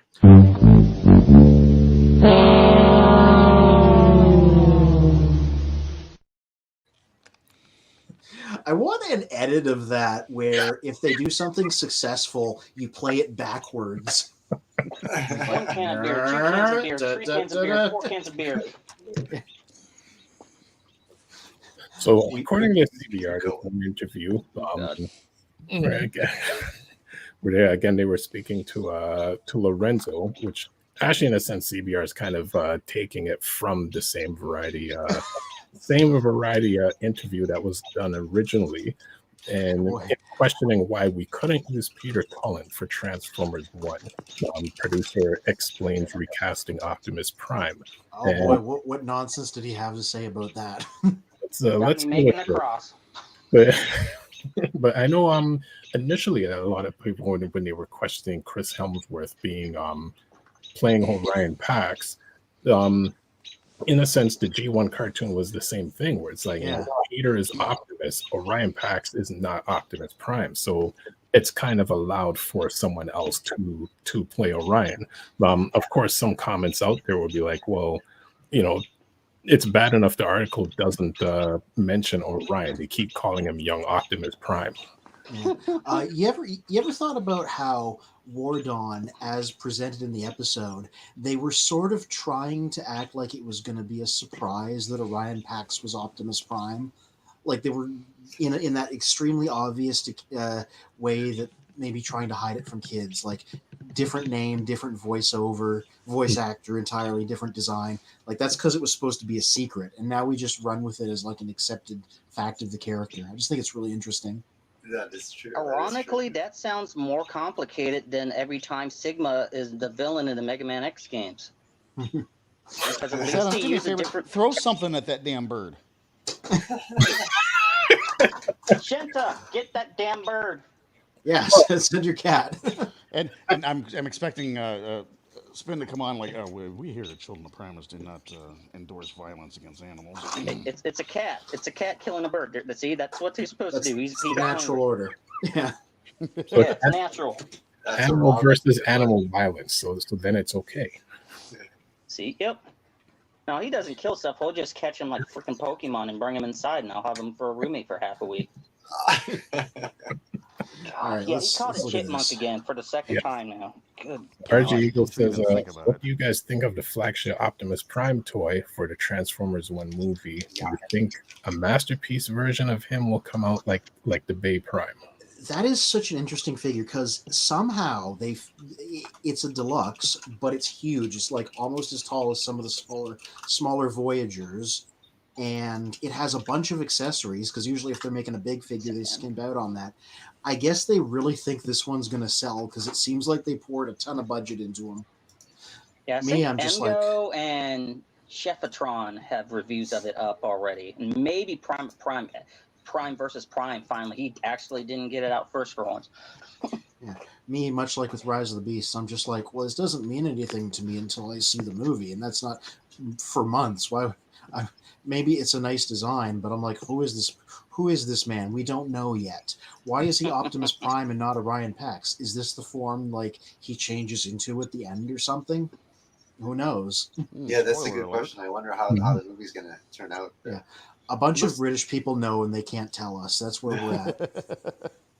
He looks reminiscent to that War Within Optimus Prime. Yeah. Well, a bunch of British people are probably going to go missing after this. Yeah. Yeah, that's the thing. People like TF Nation, apparently they always go to the pub and get completely hammered. And they're like, somebody's going to say something. Oh, gosh, yes. And then they're going to get disappeared by the Pinkertons because that's who Hasbro uses. They're going to somehow make it over to the UK to do that. Let's what's going on with this article now? Yes. Oh, yeah. The upcoming movie Transformers 1 will serve as a prequel. A prequel to what? I think it's a new continuity. Diving into the origins of Optimus Prime and Megatron, Chris Hemsworth takes on the voice role of Optimus Prime, the character previously voiced by Peter Cullen.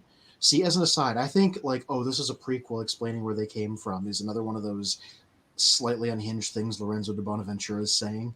Yeah. Per Variety, producer Lorenzo Di Bonaventura was Annecy, where he explained the recasting in a new interview. He acknowledged that Hemsworth had big boots to fill, as Cullen's portrayal of Optimus Prime is so revered by Transformers fans. What? However, Di Bonaventura, I'm just doing it how they do it. However, Di Bonaventura said that recasting the role was necessary, as the voice needed to sound more youthful, given that Transformers 1 is a prequel. With that said, the producer also hyped the comedy that Hemsworth brought to the role. And there's the controversial article. That was really, really important. I like how they've done this like it's comic book speech bubble kerning. That was really important because from a fan point of view, the original voice of Optimus Prime, Peter Cullen, is revered. To have somebody else voice Optimus Prime was like, whoa, we better get this right. We couldn't use Peter because The audience needs to feel the character's youth. That's why we pursued Chris. I was surprised too, but not how funny Chris was. I've seen him in things where he was funny, but he has a very strong sense of story. That's not true with every movie star.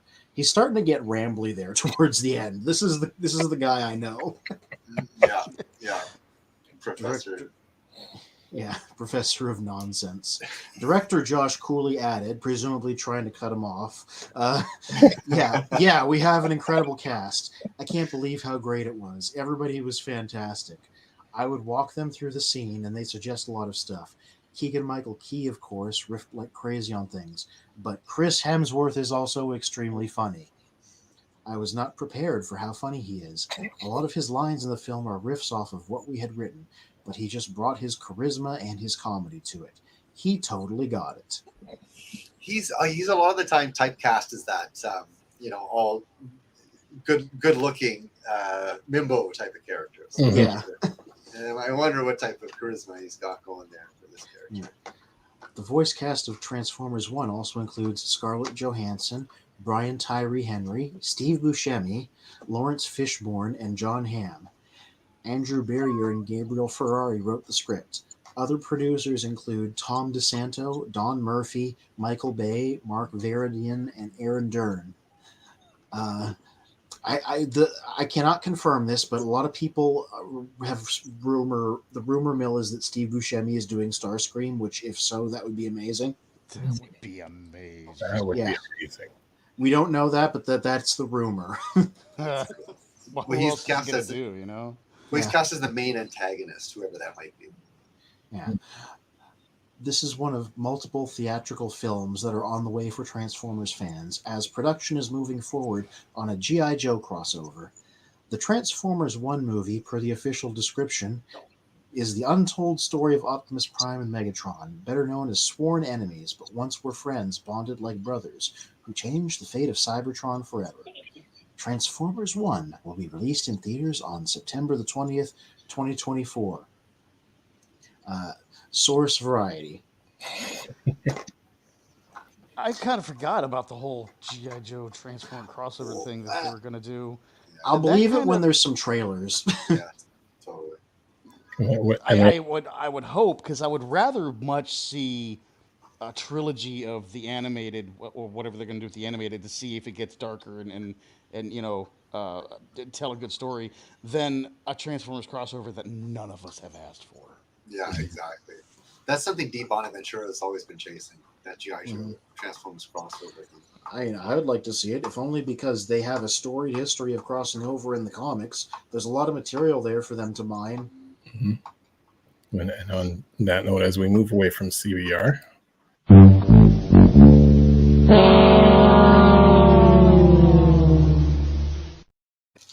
Yeah, they were set up to lose with that one because they're an unreliable source talking to an unreliable narrator of a person. So,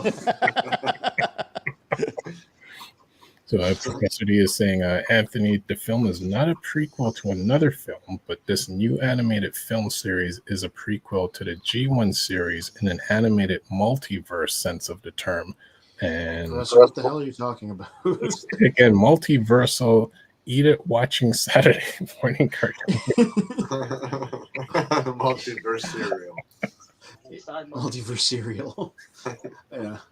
RJ Eagle says, what do you think Megatron's alt mode will be in Transformers 1? Tank, plane, or helicopter like the Transformers animated? Is the panel taking bets before the movie airs? I would be shocked if it's not a tank because that's just what he usually is now. I think they're probably going to go for a tank as well. Yeah. Well, there was that rollerball thing. I think at some point he might be a jet. Yeah. They did have jetpacks on, but yeah, no, I would welcome something that isn't a tank. I'm expecting tank. That's where I'm at with it. Cybertronian tank. Yeah. It'd be cool if he shrunk into like a laser pistol at one point. Even, I mean, it's plausible. If you look like the Thunder Tank. Or he finds a gun that looks like his G1 alt mode. That'd be really good, actually. That would be good. It's the kind of thing I feel like they'd do. That's like a Mario movie type beat, which this does seem like. So that's the kind of Easter egg that was just lousy with the whole way through. speaking of nostalgia, the August, September, October, November is going to be full of a bunch of nostalgic movies like Beetlejuice. Beetlejuice is coming out. Oh yeah. Alien Romulus is coming out. Oh, anyway. Sorry, I like the Alien movies. They're like some of my favorites. Yeah, me too. But Romulus, I don't know about that director. I'm really not sure. I will say they are using. There's behind the scenes stuff. It's practical stuff again a lot of the time. There was a video of somebody on set with a just with a little RC control thing, having a face hugger just run around with it. Okay, so my problem is that. Evil Dead was one of my favorite movies of all time. So that was like Sam Raimi was top notch. Those movies were great. And then when that Evil Dead remake came out, this is the guy who did Alien Romulus. It was just gratuitous. There was no comedy at all. And I'm waiting for it. I'm waiting for the funny moment where everyone, like all of the monsters, just all start laughing together. And it was just gratuitous horror. It was that darkness without having any sensibility to it. Did he do the remake or did he do Evil Dead Rising? Because I liked Evil Dead Rising, but is that one You're talking about the one where it's like the funny kid's mom? Must have been a remake. Mommy's not here, sweetie.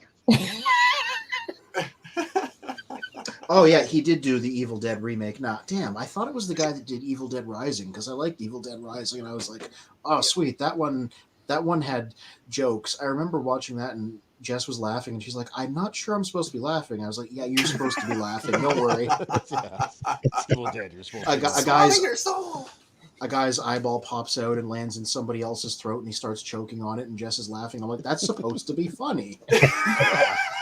That's what yours. Don't worry. Well, I think like when you have a horror movie that will make you laugh, I think it kind of makes you question like, am I a monster for laughing at this? And it kind of F's with your head in that way. Because I remember there was a anime called Requiem from the Darkness, and there was some early episodes of that where they make you feel bad for the, every 1 to 3 episodes antagonists. And then you realize, oh, they got me. They made me feel sorry for this guy, and then he really effed up.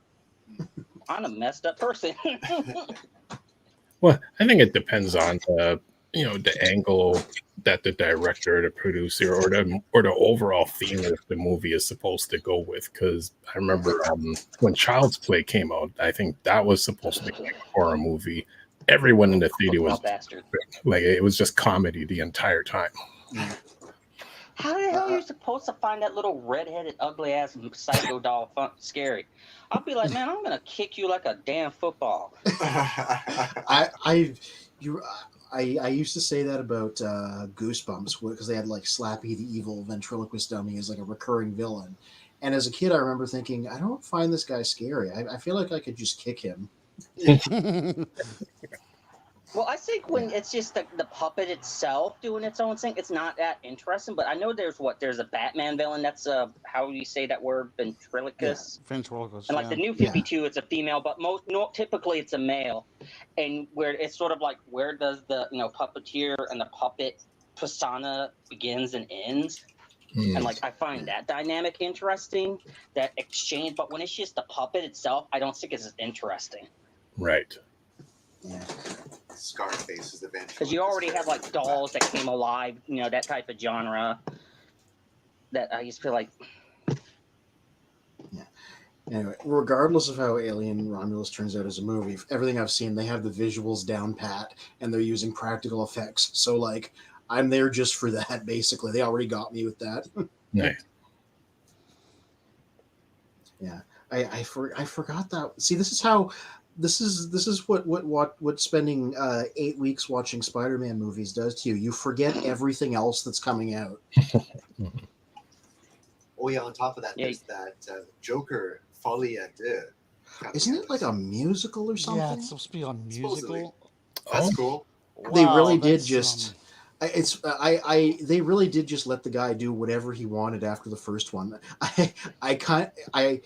It is always interesting when that happens, when they're like, you made a hit. Now here's a blank check. Go nuts. So, it is possible if the music, like I always think of like, if I think of like weird musical segment of like a movie, I always think of like the Kamsu's Todd segment from End of Evangelion, and it's just a total mind fuck, and like is, yeah, it's like if it gets into that type of like head shit where you're playing around with like maybe cheerful music, but the lyrics make you think, wait, or Yeah. what's going on? What's in your going on?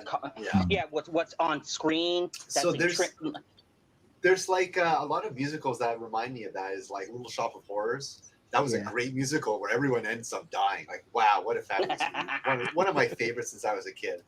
And Sweeney Todd was another one. Yeah, that was great. Audrey. Sweeney Todd was another one, but it wasn't particularly as good as I thought it was going to be when it came out. But in the sense of horror musicals, yeah, I think it could pull it off. Why not? It's possible. I like I said, good or bad, I love it when they just give directors blank checks to be weird. I always want to see what the heck happens, whether it's, regardless, just on general principle. Yeah, well, I mean, also, just think of how many Satoshi Kon films have like really goofy, trippy music segments, but there's like really effed up stuff going on to that music.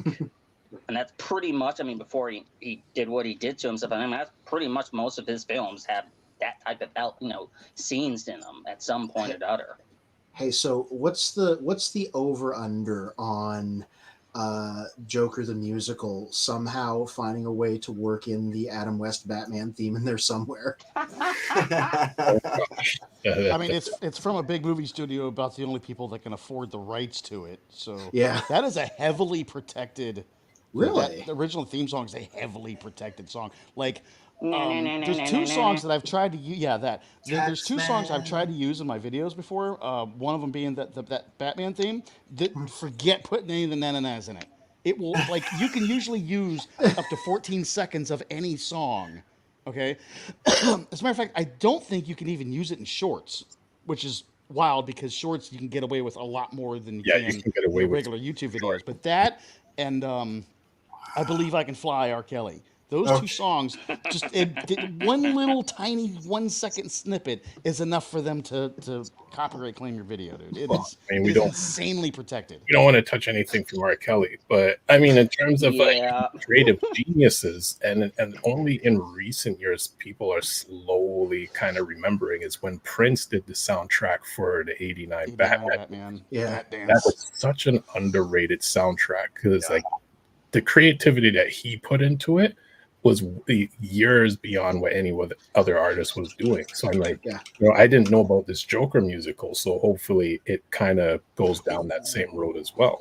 Yeah. It'd be cool what about them dancing that? Was that I was gonna say, what's the over under on that he's showing up in the art museum and he's like spray painting the art and stuff? Yeah. Yeah, that would be cool to have a Prince song come up in the Joker movie. That would be cool. That would be cool.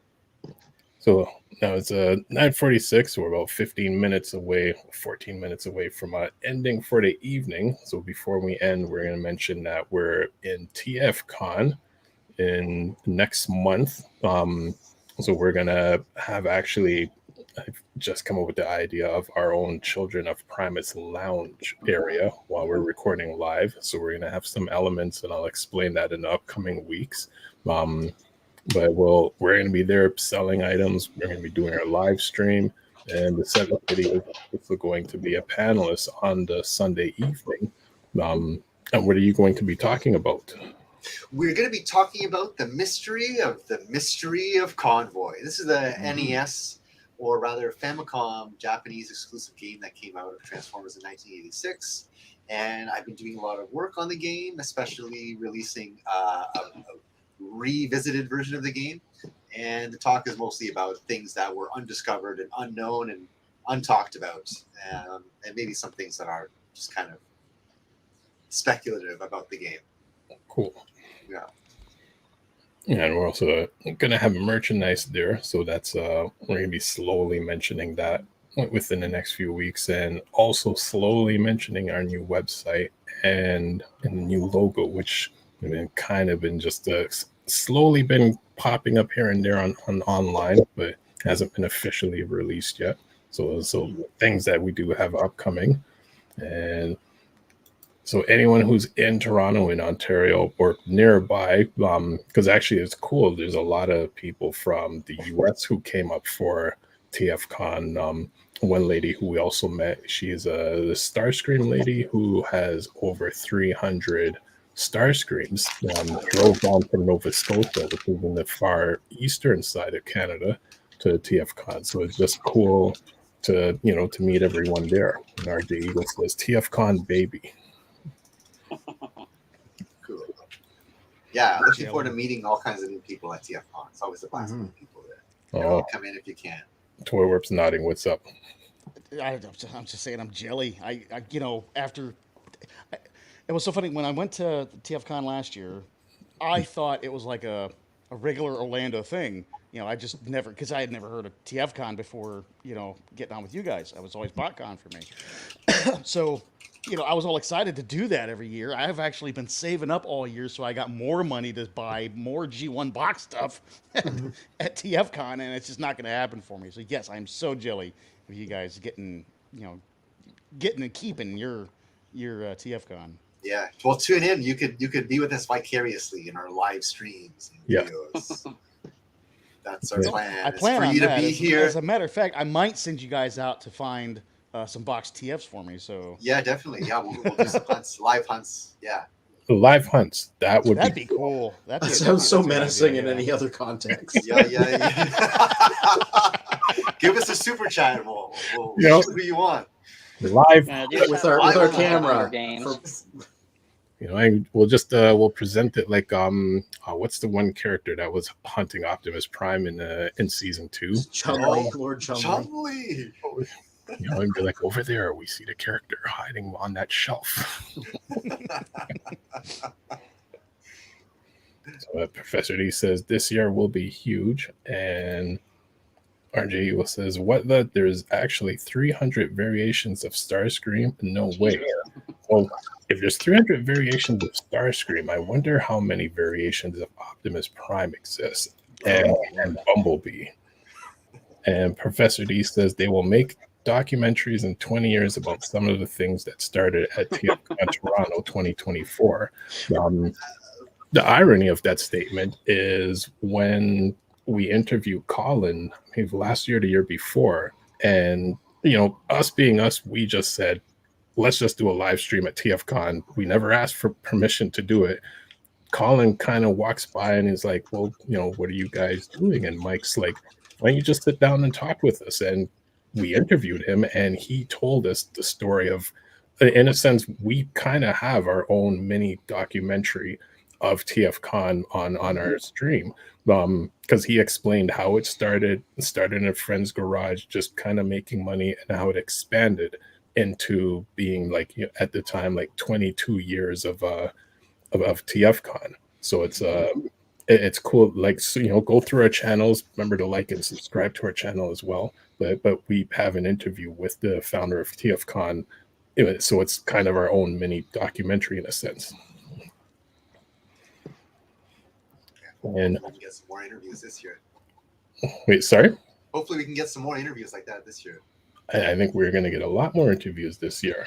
Yeah. And, oh my gosh. I don't know what that comment is over there in the private messaging. I just went over to Fair Courage. What do you have coming up for this week? I want to see what that comment is. Salmon sushi. Oh, yeah, that. Okay, anyway. So I am ankle deep in my TFCon prep because I have a couple of weeks off work. So I'm trying to get that done more than anything else. Figure out what I can part with, get it bagged and tagged and listed and everything. I got 2 weeks to get this done, but I have so many other things happening. I have a wedding I need to keep putting things together for. You go to a lot of weddings. Yes. No, it's just mine, and it just requires endless preparation.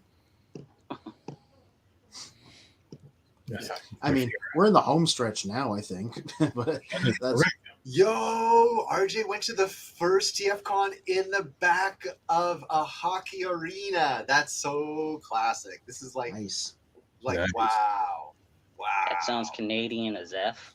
For real. For real. So That definitely wouldn't happen in Florida. Hockey rink in Hamilton. I've heard of the stories about this. So Colin just like slapped this together. I think Aaron was either there or maybe he was involved. Aaron from Toy Hacks, and yeah, he had a section of a hockey arena and some tables with some comic books and stuff, and yeah, that's where it all started, dude. Lovely. RJ was there since the beginning. Yeah, I'd want a first-hand account of that, honestly. Yeah. So I got 2 things I'm working on. We'll see which makes it out first, because I'm on break. I got a little bit of time to put this together. I am putting together something on VNR Optimus, but I only just got him a couple days ago, so it's slow going on that. The other thing I got coming is remember how I picked up a little Spider-Man to go with my gears? These guys are so cheap that I wound up grabbing the whole assortment that they did. So I think I might just do like a very like a digest run through of all of them and be like, this is this one, this is this one. Do that as a non-bot review on top of this. Cool. Nice. Professor D is saying he's not logged in. Someone send me the controversial comment. I will. And also, William Shatner has a thing against salmon farmers, and I know that's recent, so I haven't picked up. So basically that's the controversial thing, is there's been a thing in the news about William Shatner and maybe Ryan Reynolds saying things about open net salmon farming. But in reality, there are indigenous people who are living off of that, and that's their only source of income. Like, what else are they going to do, right? So you're pursuing on an industry of people who are just trying to live off of it. Mind you, there are a lot of people who are taking advantage off of the salmon industry, but there are some people who are just needed. I hadn't really looked into it. I just knew it was a thing. William Shatner said, I hate salmon for some reason, and I was like, he's been doing it for almost sushi 20 in my years. hand. Now I'm hungry for salmon skin sushi now. Yeah. Salmon onigiri. Salmon's great, but there's a lot to know about farming it, mass manufacturing it, and things like that. Like it's a great thing, but like there are so many levels to be stirring up controversy about that before being fully informed is I think it's misnomer. I need to do some research before I even have an opinion. And then Professor D says, yes, RG Eagle, well, you got to tell us that story in our just announced Children of Primus lounge at the con. And it was epic, but I still need that Volvo Prime if I can get one. Looking forward to the review, Anthony. I'll try to put it together as rapidly as I can without sacrificing quality. So let's go with that. There you go. So before we sign off for the evening, Settom Bockhart, what do you have coming up for the week? I'm still trying to hammer out if I'm going down to Virginia for that convention. If I do go next weekend, I'm probably going to try to pick up some of my old G2 Transformers as well as some 2000s, like Generations, Universe 1, Universe 2.0. So like some of the G2 stuff I got, I think I still had was G2 Dreadwing and Smokescreen, the Cyber Jets, the ones with the missile, has a Machine Wars, the 2 that construction vehicles that could auto transform if you rolled them. Then you could turn the switch on their back so they wouldn't transform when you roll them around. The auto rollers. I love the idea I don't think those. I know my GoBots. I get my G2 GoBots. They're mixed in with like my little brother's Legos. That used to be me and my adult brother's Legos. So those I probably won't bother with because it'd just be too much hassle. And I don't even know if that's where I remember those being at. And then like I know I had the Optimus that had the doors, the half of his cab on his arms. The classics. Voyager Optimus, and then his Ultra Magnus repaint, the Skywarp, the shooting missiles that came with the Ultra Magnus, the original High Moon toys of like Optimus, Megatron, Bumblebee, Soundwave, and then maybe there's some other stuff I'm not remembering. I know I don't have I gave my G2 Megatron and G2 Laser Optimus, and then the Hero Smasher Optimus, and to my nephew. I don't even know if he would still have them, but or if my brother took them for himself. But maybe just get you out. So if you see those toys suddenly, then you'll know that yes, I went down there and I took some stuff back with me. Nice. I just didn't have the space for it, or I wasn't in Transformers heavily at the time when I moved up here. Was 2019. Cool. And over to Toy Warp. What do you have coming up for the week? Unfortunately, not a whole lot. I'm going to finish up the video on the Bigfoot Performance Center, but other than that, I am in work mode for the big toy show that's the same weekend as TFCon. So, Yeah, not a me whole too. lot. Cool. Well, sorry for that. And then as usual, I always thank you guys for taking your time to hang out with us. Thanking everyone in the comments to hang out with us. And Charlie says, "Hi guys, sorry I didn't make it, but you just made it." So hey, Charlie, always glad when you're around. And like, subscribe, like our videos, subscribe to our channel, subscribe to all the channels that are also in the descriptions. And until next week, until all are one. Till all are So on. all are one. Till all are open at